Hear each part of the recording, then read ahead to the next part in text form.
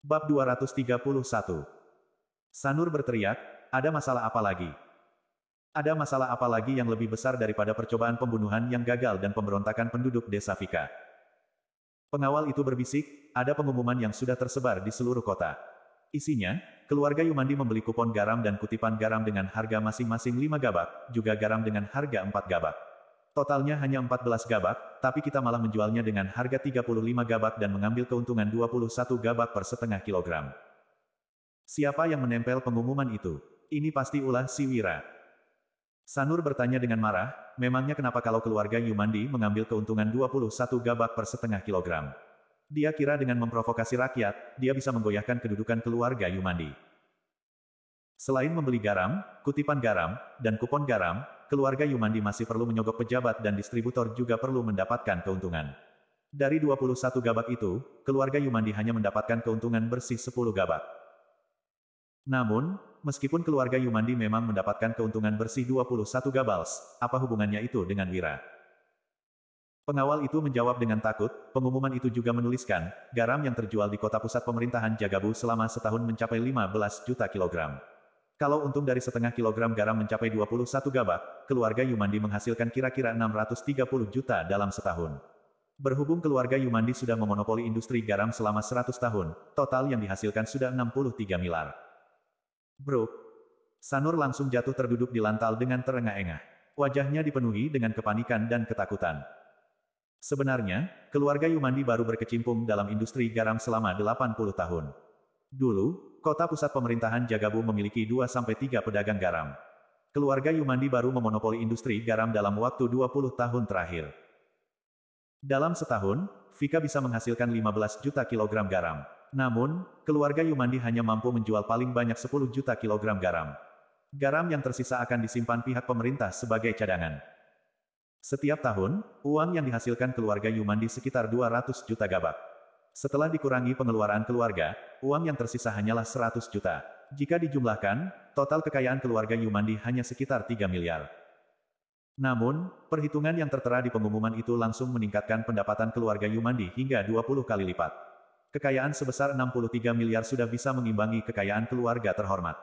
Jangankan tersebar hingga ke istana, bahkan jika hal ini tersebar ke kota provinsi, entah berapa banyak orang yang akan mengincar keluarga Yumandi. Kali ini, keluarga Yumandi pasti harus mengeluarkan uang yang besar untuk menenangkan pejabat-pejabat serakah itu. Hal ini benar-benar bisa menghancurkan keluarga Yumandi. Tuan Sanur, kamu harus bertahan. Pengawal itu melanjutkan, isi pengumuman itu masih belum selesai. Tertera juga bahwa setiap tahun, seseorang mengonsumsi 2,5 kg garam. Keluarga yang beranggotakan 10 orang butuh 25 kg. Kalau harga garam dihitung berdasarkan 20 gabak per setengah kilogram, jumlah yang harus dibayar keluarga itu sudah mencapai 1000 gabak. Dalam 100 tahun, totalnya 100.000 gabak. Dengan kata lain, keluarga Yumandi sudah merampas tambahan 100.000 gabak dari setiap keluarga. Sanur sudah sepenuhnya murka. Memangnya kenapa kalau semua itu benar? Apa dia bisa menyuruh orang untuk merampas uang keluarga Yumandi? Perhitungan keuntungan sebelumnya akan membuat pejabat dari istana dan kota provinsi mengincar keluarga Yumandi, sedangkan perhitungan ini akan membuat setiap keluarga membenci keluarga Yumandi. Saat ini, keluarga Yumandi sudah menyinggung pekerja tambak garam, pejabat istana, dan rakyat jelata. Apa sebenarnya yang diinginkan Wira? Pengumuman itu memang gak menyuruh rakyat untuk merampas uang, tapi menyuruh mereka untuk datang meminta uang kepada keluarga Yumandi. Katanya, semua orang harus bersatu dan pergi ke kediaman Yumandi untuk menagih utang. Biarpun gak bisa dapat 100.000 gabak, setidaknya setiap keluarga harus dapat 50.000 gabak atau paling gak 10.000 gabak. Jawab pengawal itu dengan takut. Bu. Sanur memukul lantai, lalu memaki, dia kira penduduk kota ini bodoh ya. Mana mungkin mereka mendengar hasutannya. Aku juga berpikiran sama, tapi ada yang menyebarkan kabar kalau sudah ada sekelompok orang yang datang ke kediaman Yumandi untuk meminta uang dan mendapatkannya. Banyak orang yang percaya, terutama para pengemis. Jadi, mereka pun berkumpul dan sedang berada dalam perjalanan kemari. Ujar pengawal itu dengan tidak berdaya. Puff. Sanur sudah sangat marah hingga memuntahkan darah dan tersungkur di lantai. Anak desa itu bukan hanya menghasut rakyat jelata, tetapi juga menyuruh orang untuk bersandiwara. Bab 232. Pengemis di kota ini tak terhitung jumlahnya. Begitu mendengar bisa menagih utang leluhur mereka dari keluarga Yumandi, semua orang pun ingin mencobanya. Saat ini, Sanur sangat menyesal karena sudah membantu keluarga Silali untuk mempersulit Wira. Tuan Sanur. Pengawal itu langsung berteriak dengan panik, "Pelayan, Tuan Sanur memuntahkan darah gara-gara terlalu emosi. Cepat suruh dokter kemari." Sebelum orang dari keluarga Yumandi sempat keluar rumah, sekelompok pengemis sudah memblokir gerbang kediaman Yumandi. Di rumahku ada 20 orang, utang keluarga Yumandi selama 100 tahun seharusnya 200.000 gabak. Tapi, kalian gak usah bayar sebanyak itu. Asal kalian membayarku 20.000 gabak, aku akan pergi. Keluarga leluhurku 30 orang. Berikan saja aku 30.000 gabak. Keluarga Yumandi, kasih aku 10.000 gabak. Kalau enggak, aku enggak akan pergi. Di kediaman Gumilar. Bajingan, aku menyuruhmu mendukung Wahyudi, bukan membantunya mencari penulis untuk menuliskan pengumuman ini dan menempelnya di seluruh kota. Hal ini akan menyudutkan keluarga Yumandi. Kalau mereka tahu kamu yang melakukannya, mana mungkin mereka melepaskanmu. Bentak Putro dengan marah sambil menunjuk dahi keponakannya. Fabrian menunduk dan menjawab, bukan aku sendiri yang turun tangan kok.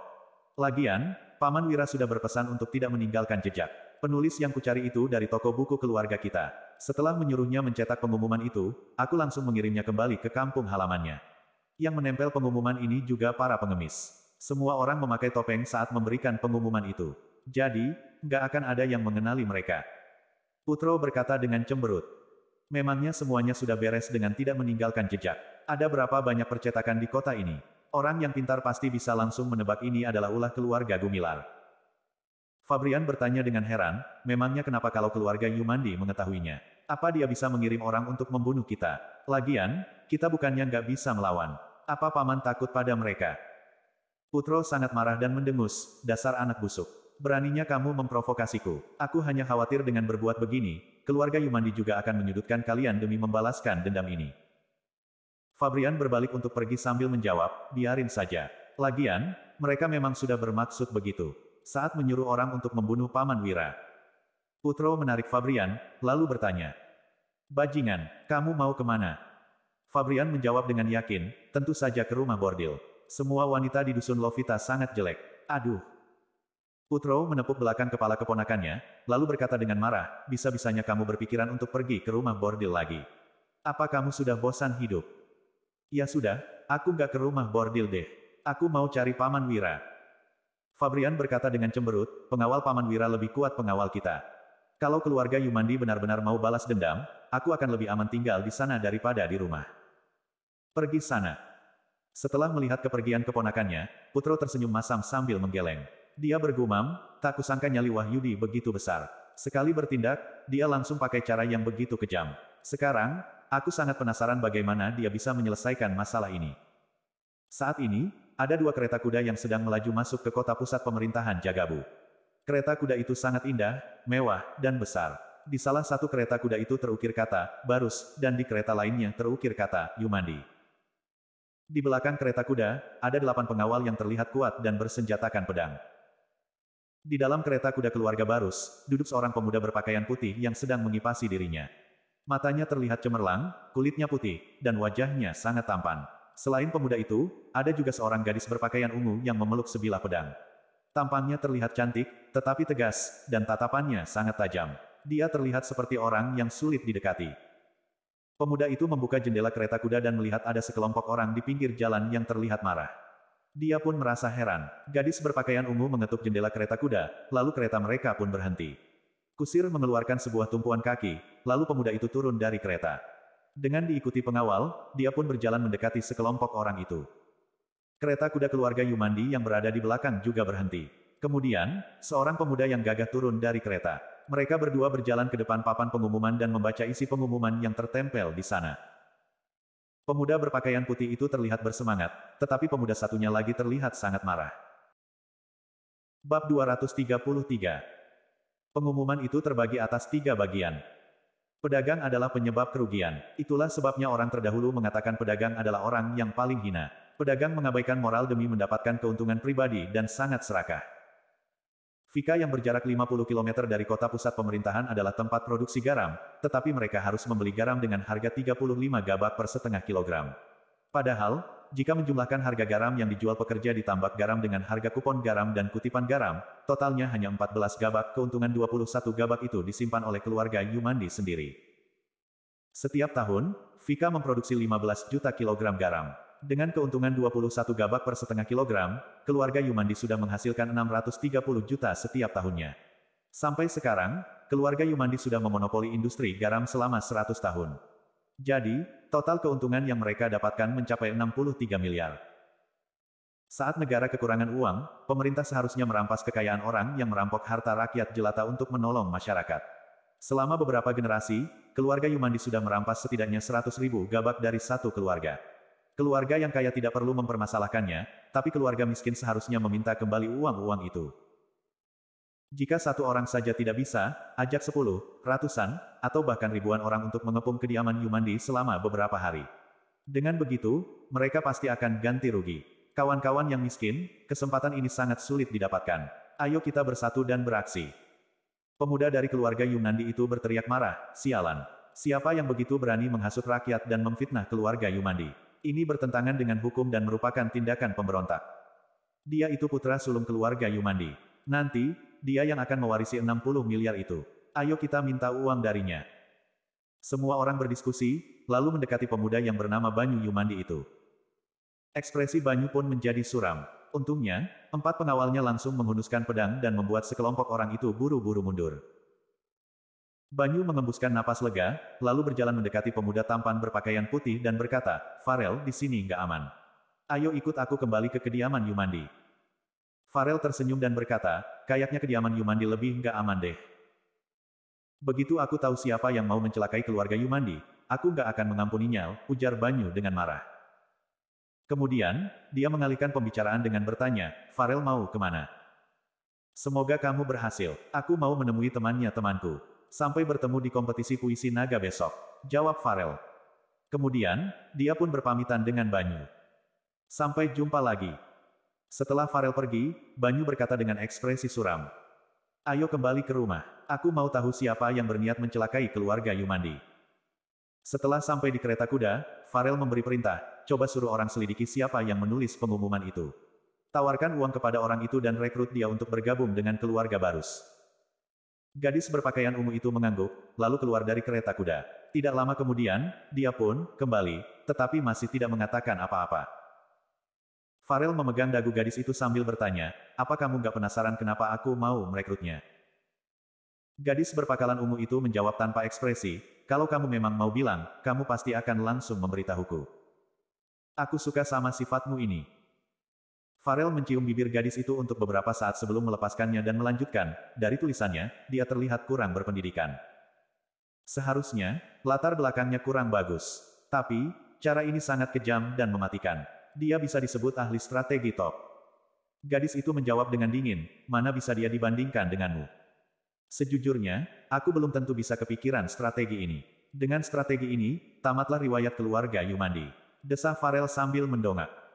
Gadis itu bertanya dengan heran, memangnya hanya sebuah pengumuman juga begitu berpengaruh. Farel mendengus, jangan meremehkan kekuatan gunjingan. Dulu, keluargamu juga sangat berkuasa. Tapi, bukankah semuanya dihancurkan oleh sebuah gunjingan? Ada kebencian, kesedihan, dan amarah yang melintasi mata gadis itu. Farel memangku gadis itu, lalu merangkul dan menggigit telinganya. Kemudian, dia berbisik, cantik, kita sudah mau bertemu dengan kekasihmu. Jangan cemberut dong. Keterkejutan melintasi mata gadis itu, tetapi dia tetap tidak berbicara. Kenapa kamu begitu mirip patung sih? Gak menarik. Setelah mendorong gadis itu, Farel membuka kembali kipasnya dan memberi perintah, pergi ke rumah ketiga yang terletak di sisi selatan Jalan Wubi di kota bagian barat. Bab 234.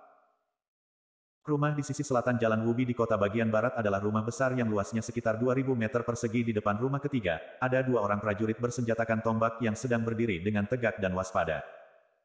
Andi menenteng sebuah tas, lalu berhenti di depan rumah ketiga itu. Saat melihat kedua prajurit yang berdiri di sana, dia pun berkata, Bisma, Cahyo, tolong beritahu Panglima Muda aku ingin menemuinya untuk membicarakan sesuatu. Bisma menjawab dengan dingin, Andi, pergilah. Panglima Muda nggak akan menemuimu. Sebagai pengawal pribadi Panglima Dirga, kamu malah menjadi pembunuh bayaran. Kamu sudah mempermalukan Panglima Dirga dan anggota pasukan Sirah Hitam. Ekspresi Andi langsung menjadi muram. Dial menjawab, aku tahu aku sudah mempermalukan Panglima Dirga dan anggota pasukan Sirah Hitam, juga nggak layak bertemu dengan Panglima Muda. Tapi, Tolong beritahu Panglima Muda aku sudah bertemu dengan kedua putra Kak Hasan. Mereka menguasai teknik bela diri dan sedang berada di kota pusat pemerintahan Jagabu. Kak Hasan. Kedua pengawal itu langsung bersemangat. Namun, Bisma masih menggeleng dan berkata, aku akan menyampaikannya pada Panglima Muda, kamu pergi saja. Andi menaruh tas yang dibawanya di depan gerbang dengan tidak berdaya. Namun, Bisma mengangkat tas yang berat itu dan melemparnya kembali ke Andi. Dia berkata, Panglima Muda nggak akan pakai uang yang kamu dapatkan dengan cara nggak halal. Klontang. Tas itu terbuka dan uang yang ada di dalamnya tumpah ke lantai. Ekspresi Andi langsung menjadi suram. Dia memungut uang-uang itu, lalu memasukkannya kembali ke tas dan melemparnya ke dalam rumah. Kemudian, dia langsung melarikan diri dan menghilang dalam sekejap. Bisma pun berteriak marah, Andi, lagi-lagi kamu berbuat begitu. Kalau kamu tertangkap melempar uang ke dalam rumah lagi, aku pasti akan mematahkan kakimu. Cahyo yang dari tadi tidak bersuara menghiburnya, sudahlah. Cepat pungut uangnya, lalu kasih tahu Panglima Muda mengenai kabar Kak Hasan. Bisma pun berjalan masuk ke rumah. Halaman rumah ini sangat kosong dan tidak memiliki hiasan apapun seperti rumah orang kaya. Barang-barang yang ada di halaman hanyalah batu untuk latihan angkat beban, pedang, tongkat, dan target memanah batu. Batu di lantai juga sudah dipenuhi bekas baret. Setelah tiba di halaman belakang, Bisma membuka pintu ke aula utama. Di aula ini, tergantung sebuah kertas besar yang bertuliskan, kesetiaan, di bawahnya, terletak baju zirah hitam, golok hitam, tombak hitam, dan pedang hitam yang berkilau. Di halaman, seorang pemuda sedang menggenggam sebuah tombak dan berlatih bela diri. Pemuda itu memiliki wajah yang tampan dan tubuh yang berotot, tetapi ada kesedihan samar yang menghiasi wajahnya. Bisma mendekatinya, lalu berbisik, Panglima Muda, sudah ada kabar dari Kak Hasan. Kedua putranya sedang berada di kota pusat pemerintahan Jagabu.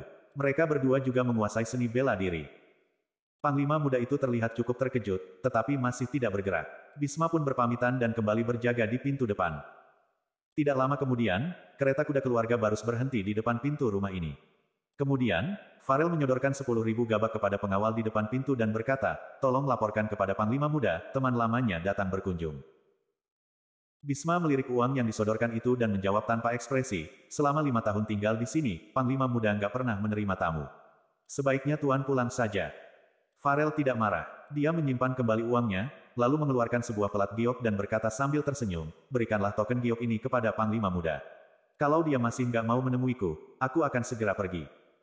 Bisma merasa agak ragu, tetapi akhirnya menerima pelat giok itu dan masuk kembali ke rumah.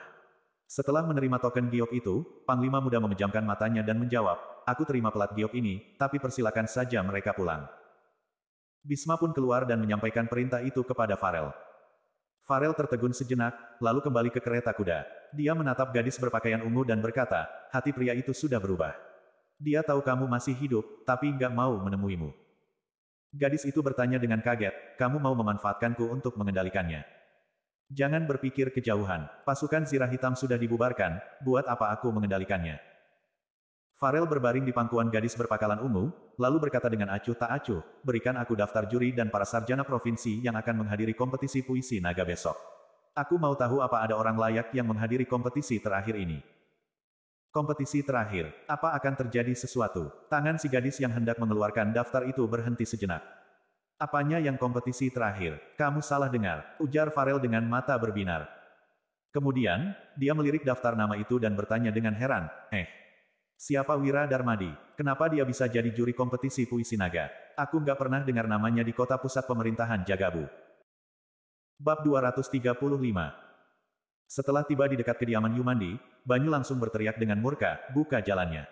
Lukai saja mereka, tapi jangan sampai ada yang terbunuh. Di depan kediaman Yumandi, sekelompok besar pengemis, gelandangan, dan preman tidak berhenti berteriak. Mereka semua meminta keluarga Yumandi mengembalikan uang mereka. Ada yang meminta 100.000 gabak, tetapi sebagian besar meminta 10.000 gabak. 8 pengawal itu menghunuskan pedang mereka, lalu menerjang ke arah sekelompok orang itu. Keluarga Yumandi mau membunuh kita. Cepat lari. Orang dari keluarga Yumandi sudah gila.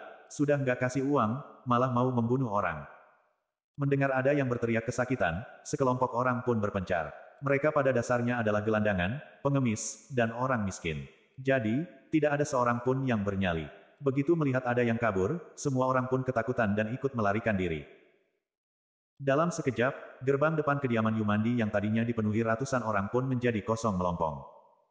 Dasar pecundang, cibir Banyu. Kemudian, kereta kudanya melaju masuk ke kediaman Yumandi. Tuan Banyu sudah pulang. Setelah mendengar teriakan pengawal, ada banyak pengawal dan pelayan lain yang keluar untuk menyambut Banyu. Banyu bertanya dengan cemberut, kenapa situasinya bisa menjadi begini? Di mana Paman Sanur? Seorang pengawal berlutut dan melapor dengan hati-hati, Pak Sanur terlalu marah hingga memuntahkan darah. Dia masih belum sadar sampai sekarang. Banyu mendengus dingin, berikan 1 juta gabak kepada pengadilan daerah. Suruh mereka selidiki dengan jelas siapa yang menyebarkan rumor ini. Pengawal itu segera menjalankan perintah Banyu. Banyu memasuki sebuah kamar dan melihat Sanur yang terbaring di tempat tidur sudah sadar. Dia pun menegur, Paman Sanur, kenapa masalahnya bisa menjadi seperti ini? Semua ini gara-gara si Wira, jawab Sanur dengan marah. Kemudian, dia menceritakan garis besar masalahnya. Banyu merenung untuk beberapa saat, lalu menggeleng dan berkata, Paman Sanur, kamu salah. Kalau pelajar desa yang belum lulus ujian kabupaten itu begitu hebat, dia nggak mungkin menunggu sampai sekarang untuk bertindak. Semua ini pasti ulah keluarga Gumilar. Tujuannya agar bisa mengakuisisi industri garam keluarga Yumandi.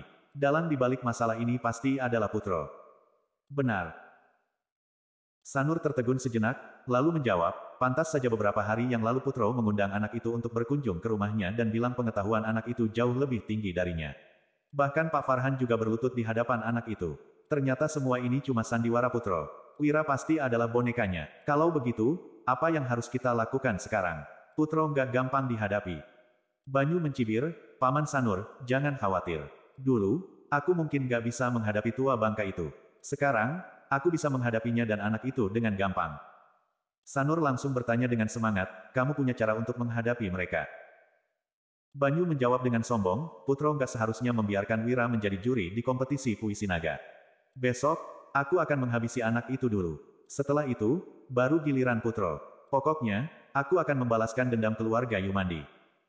Sanur pun menjadi lega dan berkata, Banyu, kuserahkan semuanya kepadamu. Banyu menjawab dengan penuh keyakinan, tenang saja, Paman Sanur. Wira bahkan belum menjadi sarjana kabupaten. Aku bisa menghabisinya dengan gampang. Gedung Asosiasi Puisi Naga terletak di tepi Sungai Yikari yang berada di bagian barat kota pusat pemerintahan Jagabu. Sebelum matahari terbit, satu demi satu kereta kuda sudah berangkat menuju tepi Sungai Yikari. Lebih dari 200 tahun yang lalu, pada akhir dinasti Jenggara, pernah terjadi perang besar di tempat ini. Raja pendiri Nuala berhasil mengalahkan pesaing kuat lainnya dan menetapkan fondasi untuk menyatukan dunia. Setelah itu, seorang gubernur mendirikan gedung Asosiasi Puisi Naga di tempat ini. Kompetisi puisi akan diselenggarakan 3 tahun sekali. Selama lebih dari 200 tahun ini, kompetisi yang diselenggarakan sudah hampir mencapai 70 sesi. Bab 236. Danu mengendarai sebuah kereta kuda sederhana, sedangkan Dodi dan yang lain menunggang kuda dan mengikuti dari samping. Wira sedang tidur di dalam kereta kuda. Sementara itu, Dian yang menyamar menjadi pelayan laki-laki tidak berhenti melirik Wira lagi. Dian benar-benar tidak mengerti kenapa Wira berani menyentuh fondasi keluarga Yumandi dengan hanya mengandalkan kekuatannya sendiri. Wira mengunjungi 18 dusun di Vika dalam waktu semalam untuk membujuk para penduduk dan pemilik tambak garam. Dia juga menyuruh mereka untuk tidak menjual garam kepada keluarga Yumandi apabila keluarga Yumandi menolak untuk membeli garam dengan harga 8 gabak. Selain itu, reaksi dari pengumuman di kota pusat pemerintahan juga sangat mengejutkan Dian. Dia tidak menyangka cara seperti itu juga bisa digunakan untuk menyerang musuh. Saat ini, Dian sudah menjadi seperti Danu, Dodi, dan orang-orang lainnya dari dusun Darmadi. Dia percaya Wira bisa melakukan apapun yang diinginkannya. Bagaimanapun juga, Wira sudah melakukan banyak hal yang berada di luar dugaan Dian. Setelah kereta kuda berhenti, Dian membangunkan Wira, Tuan, kita sudah sampai. Oke. Wira meregangkan badannya, lalu turun dari kereta kuda. Setelah itu, matanya tiba-tiba membelalak. Di samping sungai yang jernih, terdapat sebuah gedung tinggi yang dikelilingi oleh prajurit. Di sekitar gedung tinggi itu, berjejer ratusan kereta kuda dan pedagang kaki lima yang sedang berjualan. Ada banyak rakyat jelata yang juga datang untuk ikut meramaikan suasana. Dodi dan yang lainnya tinggal di kereta kuda untuk berjaga. Sementara itu, Danu dan Dian mengikuti Wira masuk ke gedung Asosiasi Puisi Naga.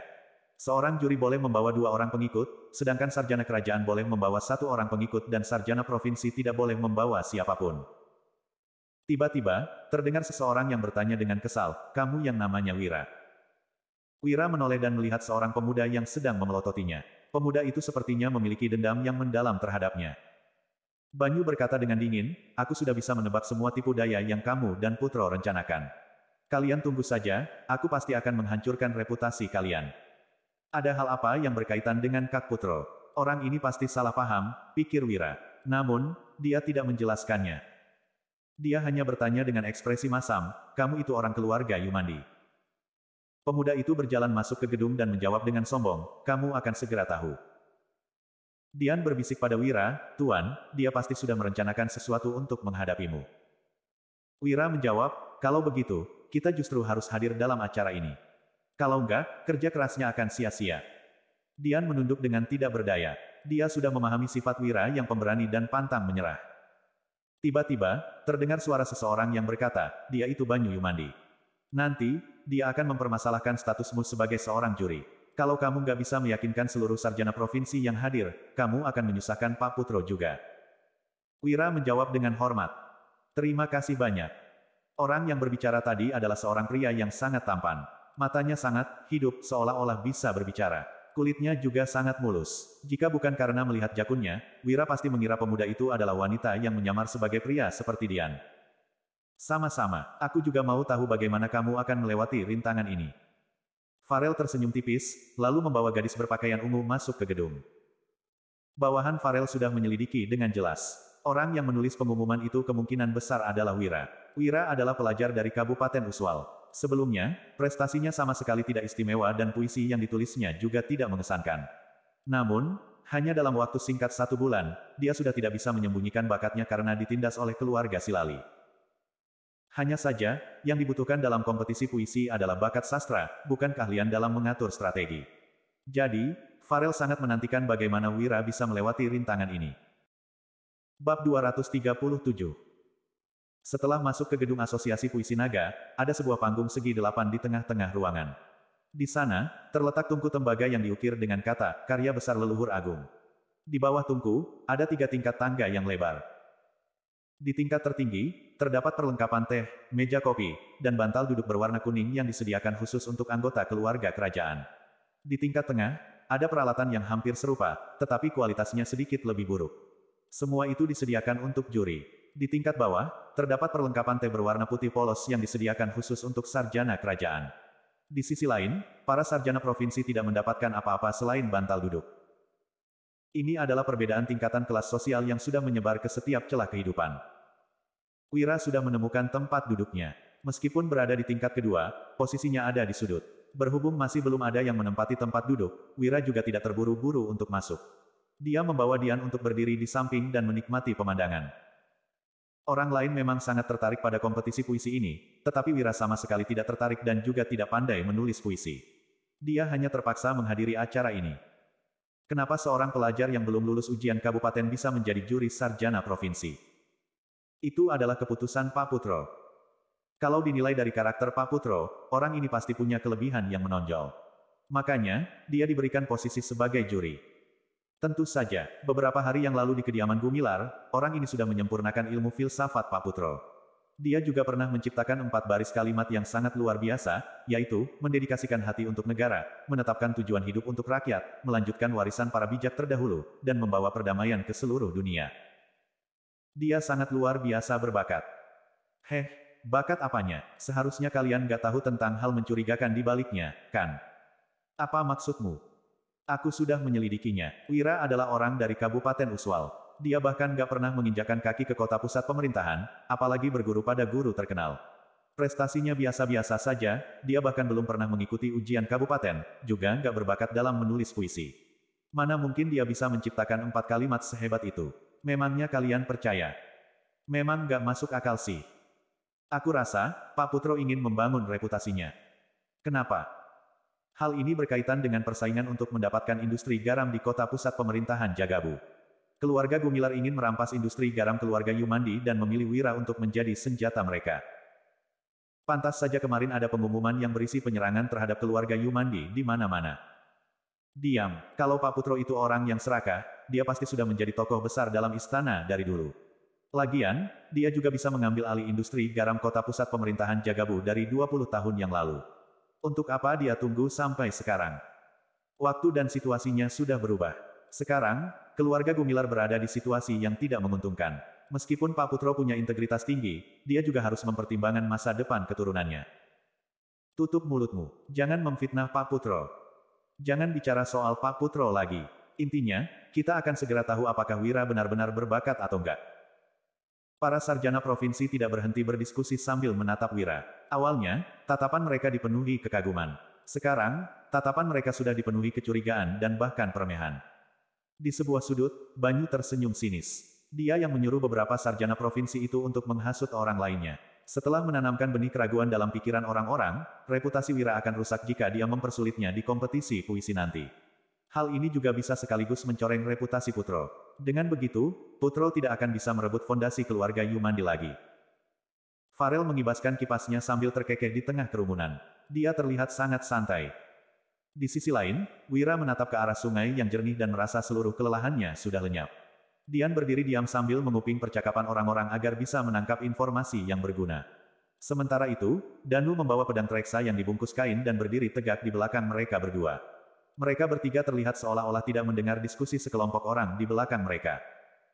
Tidak lama kemudian, terdengar teriakan seseorang. Wakil prefektur sudah tiba. Semua orang mengetahui hubungan Putro dan Farhan. Jadi, mereka buru-buru menutup mulut. Ada sarjana provinsi yang maju untuk memberi hormat kepada Farhan. Farhan pun tersenyum dan mengangguk pada mereka. Kemudian, Farhan berjalan mendekati Wira dan menyapanya. Wira hanya melambaikan tangannya, lalu Farhan pun kembali ke tempat duduknya. Para sarjana provinsi yang menyaksikan adegan ini langsung tercengang. Banyu juga memicingkan matanya. Dia tidak menyangka Farhan akan menurunkan martabatnya. Tidak lama kemudian, terdengar teriakan yang lebih nyaring lagi. Prefektur sudah tiba. Kemudian, seorang pria tua yang agak gendut berjalan masuk. Dia terlihat ramah, tetapi kadang-kadang menunjukkan tatapan yang tajam, seolah-olah bisa menebak pikiran orang lain. Bab 238. Orang itu adalah prefektur kota pusat pemerintahan Jagabu, Sinardi Jaya. Dia termasuk pejabat tingkat keempat bawah.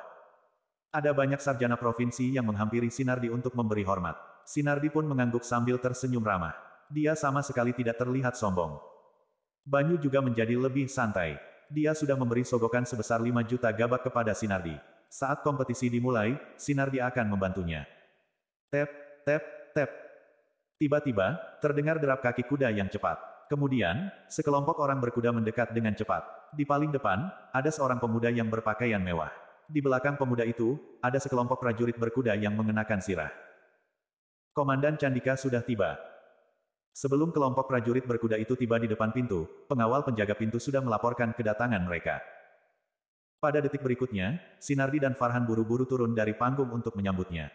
Ada banyak sarjana provinsi yang juga mengikuti mereka. Bahkan Banyu yang bersikap sombong juga langsung turun dari panggung dengan tergesa-gesa. Di seluruh panggung, yang tersisa hanyalah prajurit penjaga, Farel dan gadis berpakaian ungu, serta kelompok Wira. Saat ini, kelima orang itu saling memandang dengan kebingungan karena tidak mengerti kenapa pihak lain tidak keluar untuk menyambut Komandan Candika. Farel mengibaskan kipasnya sambil berjalan mendekati Wira. Dia bertanya dengan antusias, "Kamu itu seorang pelajar. Seharusnya kamu tahu seberapa tinggi kedudukan seorang komandan, kan? Kenapa kamu nggak pergi menyambutnya?" Komandan merupakan pejabat militer tingkat keempat atas. Orang ini bertugas untuk memimpin prajurit di perbatasan dan dapat dibilang memiliki otoritas yang tinggi. Sementara itu, prefektur kota pusat pemerintahan Jagabu merupakan pejabat tingkat keempat bawah, kedudukannya masih lebih rendah satu tingkat dari seorang komandan. Kerajaan Nuala memang lebih mementingkan sastra daripada militer. Namun, otoritas pejabat militer tingkat keempat atas merupakan posisi yang sangat dihormati semua orang, bahkan keluarga bangsawan sekalipun. Selain itu, Komandan Candika juga merupakan pejabat berprestasi dari keluarga kaya yang memimpin 50.000 prajurit untuk menjaga perbatasan Loko. Wira menjawab dengan acuh tak acuh, "Seberapa tinggi pun kedudukannya, itu nggak ada hubungannya denganku." "Tentu saja ada," Farel berkata sambil tersenyum. Candika itu pejabat berprestasi dari keluarga kaya yang sudah terbiasa bersikap arogan. Dia juga berpikiran sempit dan akan mencari masalah dengan siapapun yang nggak menyanjungnya. "Aku nggak menyanjungnya karena dia nggak berani cari masalah denganku. Tapi, atas dasar apa kamu nggak menyanjungnya? Dia itu pesolek yang memimpin 50.000 prajurit dan bisa membunuh seseorang dengan gampang." Begitu mendengar ucapan Farel, ekspresi Danu dan Dian langsung berubah. Namun, Wira hanya menjawab dengan acuh tak acuh, "Oh, nanti kalau komandan." Candika sudah masuk. Aku akan tanya apa dia itu pesolek seperti yang kamu deskripsikan barusan. Kerajaan Nuala mementingkan sastra daripada militer. Jadi, pejabat militer harus berhati-hati dalam bertindak. Meskipun peperangan sering pecah dalam belasan tahun terakhir, pejabat militer tetap harus tunduk pada pejabat sipil. Sebab, kenaikan pangkat mereka dikendalikan oleh pejabat sipil. Jika ada pejabat militer yang berani membuat keributan di kompetisi puisi naga, seorang pejabat sipil tetap bisa mencabut kedudukannya meskipun pejabat militer itu merupakan pejabat berprestasi dari keluarga kaya. Aku cuma bercanda dan mau menguji nyalimu, tapi kamu malah anggap serius. Hai, membosankan, desah Farel setelah mengamati Wira dengan serius. Kemudian, dia pun kembali ke tempat duduknya. Farel mungkin tidak akan percaya apabila orang lain yang mengatakannya. Namun, dia masih belum bisa memahami Wira dan khawatir Wira benar-benar akan melakukannya. Lagi pula, apa yang perlu ditakuti seseorang yang berani menempel pengumuman tentang keluarga Yumandi di seluruh kota? Ayo kita juga duduk. Agar tidak terlalu mencolok, Wira juga kembali ke tempat duduknya. Tempat duduknya kebetulan berada di samping Farel. Hanya saja, dia berada di tingkat juri, sedangkan Farel berada di tingkat sarjana kerajaan. Namun, mereka tidak mengobrol lagi. Tidak lama kemudian, Sinardi, Farhan, dan sekelompok sarjana provinsi berjalan masuk sambil mengelilingi Candika. Saat melihat kelima orang itu, semua orang pun terkejut. Tidak ada yang menyangka ada orang yang tidak keluar untuk menyambut Candika. Candika pun memicingkan matanya. Dia terlebih dahulu melirik ke arah Farel dan gadis berpakaian ungu. Ada ketamakan dan ketakutan yang melintasi matanya. Setelah itu, dia melirik ke arah Wira dan mengerutkan alisnya. Namun, begitu melihat Dian yang ada di belakang Wira, matanya pun langsung berbinar. Sinardi dan Farhan saling memandang, tetapi tidak mengatakan apapun. Namun, Banyu yang berada di antara kerumunan malah berkata dengan arogan, "Wira." Bahkan Pak Sinardi dan Pak Farhan juga keluar untuk menyambut Komandan Candika. "Berani sekali seorang pelajar seperti kamu duduk menunggu di dalam." Begitu mendengar ucapan Banyu, Candika mengalihkan pandangan mesumnya dari Dian dan ekspresinya menjadi muram. Di sisi lain, Farhan memelototi Banyu, lalu memeras otak untuk memikirkan cara menengahi situasinya. Pejabat sipil memang bisa mengendalikan pejabat militer. Namun, Candika adalah pejabat berprestasi dan memiliki latar belakang yang luar biasa. Selain itu, orang ini juga memiliki pemikiran yang sempit.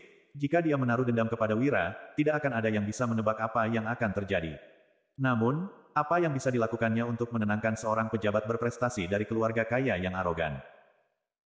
Farel tersenyum dan menunggu untuk menonton pertunjukan, sedangkan para sarjana provinsi menatap Wira sambil tersenyum sinis. Wira menjawab dengan acuh tak acuh.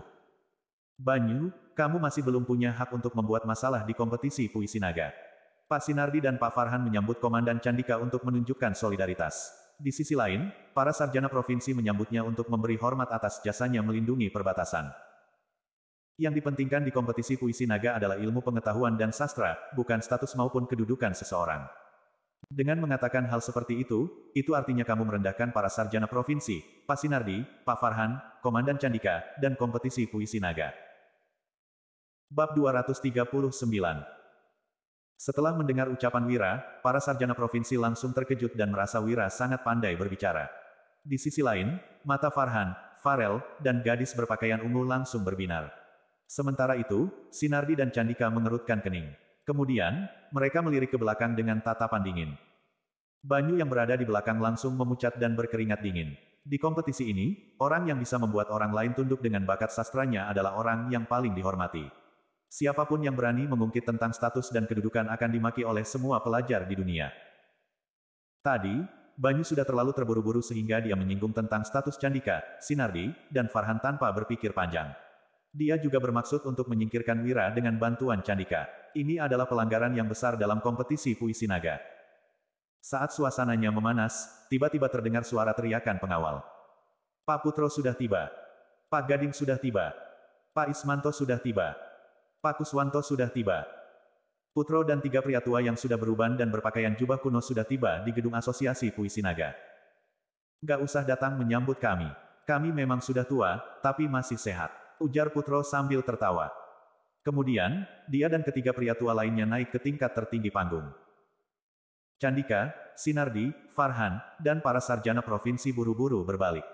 Bahkan Wira dan Farel juga berdiri. Kerajaan Nuala adalah dunia pelajar, sedangkan pria-pria tua ini adalah cendekiawan yang diakui di seluruh dunia. Mereka memiliki pengikut yang tersebar di mana-mana, baik di istana maupun keluarga terkemuka. Mereka memang terlihat tidak memiliki otoritas, tetapi akan ada orang yang mewakili mereka untuk menghadapi orang-orang yang berani bersikap tidak hormat terhadap mereka. Saat ini, Candika berdiri di paling depan. Sementara itu, Sinardi dan Farhan berada di belakangnya. Banyu dan sekelompok sarjana provinsi berdiri di tengah, sedangkan Wira dan Farel berdiri di paling belakang. Hormat, Pak Putro, Pak Gading, Pak Iswanto, Pak Kuswanto. Hormat, Guru. Saat melihat Candika dan Sinardi yang memberi hormat dengan menangkupkan tangan, ada banyak sarjana provinsi yang ikut menangkupkan tangan. Begitu Farhan berlutut, ada sebagian sarjana provinsi yang juga ikut berlutut. Wira yang hanya menangkupkan tangannya pun terkejut dan bertanya dalam hati, situasi macam apa ini? Kamu nggak ngerti, kan? Farel menutupi mulutnya, lalu berbisik pada Wira, beberapa tahun terakhir, ada banyak keributan yang terjadi di Provinsi Jawali. Berhubung sepanjang perjalanan dipenuhi bandit, sarjana provinsi yang hadir di kompetisi puisi naga semakin sedikit. Pihak pemerintah merasa kompetisi ini sudah semakin sulit diselenggarakan. Jadi, mereka pun meminta para cendekiawan yang paling berpengaruh untuk menyelenggarakannya. Kali ini, giliran Pak Putro yang menyelenggarakan kompetisi ini. Begitu para cendekiawan ini hadir, murid-murid mereka tentu saja juga datang mendukung. Orang-orang yang berlutut itu adalah murid-murid para cendekiawan ini, jelas Farel. Pada kompetisi puisi hari ini, kita kesampingkan dulu hubungan guru dengan murid. Semuanya akan dinilai dari kemampuan sastra kalian. Putro berkata dengan santai, ayo duduk di tempat masing-masing, minum arak, dan membaca puisi. Tiga pria tua lainnya pun menggoda Putro, dasar kamu. Ternyata kamu bersedia menjadi penyelenggara kompetisi ini hanya untuk bersenang-senang, bukannya untuk memilih orang berbakat. Hahaha. Semua orang di aula tertawa. Kemudian, mereka pun duduk di tempat duduk masing-masing. Akhirnya, kompetisi puisi naga yang sudah berlangsung selama 200 tahun lebih ini resmi dimulai. Semua orang merasa sangat bersemangat. Pada kompetisi kali ini, siapa yang bisa menundukkan semua orang? Siapa yang akan menjadi bintang utama hari ini? Siapa yang akan meninggalkan namanya dalam sejarah? Bab 240. Putro memang merupakan penyelenggara kompetisi ini, tetapi orang yang benar-benar bekerja adalah Sinardi. Sinardi bangkit dan berkata, Pak Putro, tolong usulkan tema untuk kompetisi kali ini. Blub. Putro meneguk araknya, lalu menjawab dengan acuh tak acuh, kompetisi kali ini nggak punya tema tertentu.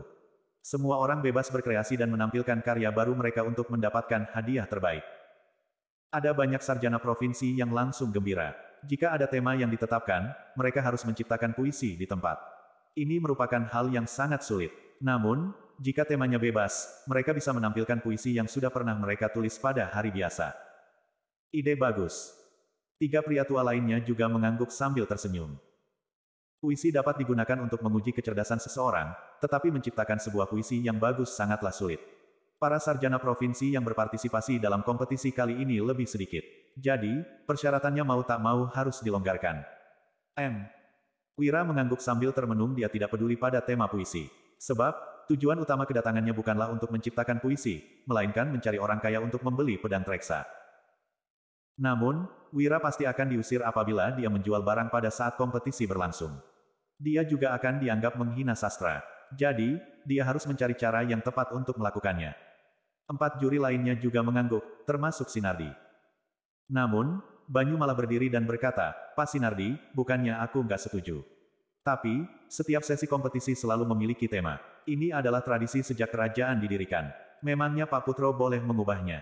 Wira pun memicingkan matanya. Kerajaan Nuala didirikan atas dasar, penghormatan, dan peraturan yang ditetapkan leluhur sangat dijunjung tinggi. Bahkan keluarga kerajaan juga tidak berani sembarangan mengubah peraturan itu, apalagi Putro. Akan tetapi, kompetisi puisi ini bukanlah bagian dari tradisi kerajaan. Jadi, kedua hal ini sama sekali tidak berhubungan. Namun, apabila kedua hal ini dikaitkan dan penanganannya kurang tepat, masalah ini akan menimbulkan bencana besar. Ini adalah pertempuran para sarjana, di mana kata-kata saja bisa membunuh seseorang. Bahkan Putro yang biasanya terlihat acuh tak acuh juga menjadi agak tegang. Brak. Farhan menggebrak meja dan berdiri, lalu berkata, Banyu, Pak Putro ingin semua orang bebas berkreasi dan menghasilkan puisi yang bagus. Beraninya kamu menuduhnya tanpa alasan. Apa maksudmu? Banyu menunjuk Wira dan mencibir, aku mau tahu apa maksud tindakan semena-mena Pak Putro. Kami adalah sarjana provinsi. Hari ini, kami datang untuk menciptakan puisi. Tapi, dia malah membiarkan seorang pelajar yang bahkan belum lulus ujian kabupaten untuk menjadi juri. Bukankah itu artinya dia merendahkan kami? Jangan ungkit soal pedoman filsafat atau 4 kalimat Wahyudi. Aku nggak percaya dia bisa menciptakan semua itu. Begitu mendengar ucapan Banyu, semua orang pun menatap Wira. Farel mengibaskan kipasnya sambil tersenyum, sedangkan Candika malah memusatkan perhatiannya pada Dian. Wira menjawab sambil mengangguk. Bahkan hewan juga nggak akan percaya. Putro, Gading, Iswanto, dan Kuswanto pun tertawa sambil menikmati arak. Mereka berpikir, anak ini benar-benar menarik. Pantas saja dia bisa menimbulkan keributan di istana meskipun dia nggak berada di ibu kota. Ada beberapa sarjana provinsi yang menahan tawa, tapi ada juga yang ekspresinya langsung menjadi dingin. Mereka adalah orang pintar, tentu saja mereka tahu bahwa ucapan Wira adalah sebuah bentuk sindiran. Banyu berkata dengan marah, jangan memaksakan diri lagi. Kalau memang kamu yang menciptakan 4 kalimat itu, kamu pasti sangat berbakat dalam sastra. Pak Sinardi bisa memberikan kita sebuah tema, lalu kita semua menciptakan puisi sesuai tema itu dan membandingkannya. Dengan begitu, kita juga bisa membuktikan Pak Putro nggak punya motif tersembunyi. Kalau kamu nggak berani. Sebelum Banyu sempat menyelesaikan kata-katanya, Wira memotong, kamu bicara begitu banyak hanya untuk memaksaku menciptakan puisi, kan? Langsung bicara ke intinya saja, kenapa omong kosongmu banyak sekali? Ayo, silakan keluarkan temanya. Wira yang sedang memikirkan cara untuk menjual pedang pun mendapatkan pencerahan dari Banyu. Musuhnya ini benar-benar baik.